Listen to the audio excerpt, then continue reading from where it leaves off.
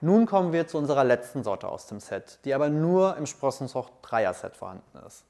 Radis Rambo China Rose.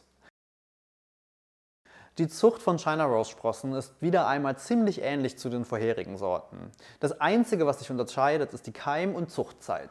Um ein volles Glas China Rose Sprossen zu züchten, benötigst du ebenfalls nur 1 bis 2 Esslöffel Samen. Zuerst wäschst du die Samen wieder gründlich durch.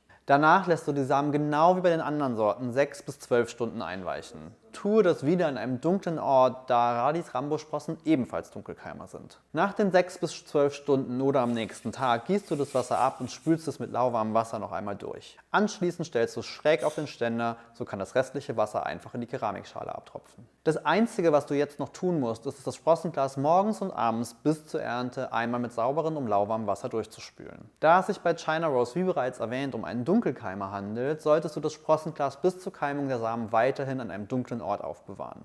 Die Keimung von China Rose beginnt nach ca. 3 bis 5 Tagen. Sobald diese begonnen hat, kannst du das Glas auch wieder an einen hellen Ort stellen. Nach ca. 5 bis 12 Tagen sind die Sprossen meist bereit für die Ernte. Nimm das Glas aus der Vorrichtung und spüle es mit sauberem Wasser durch. Die fertigen Sprossen kannst du nun aus dem Glas nehmen. Reinige die Sprossen noch einmal nachträglich in einer großen Schüssel, damit auch hier sich Faserwurzeln und die Samenhülsen von der Sprosse trennen können.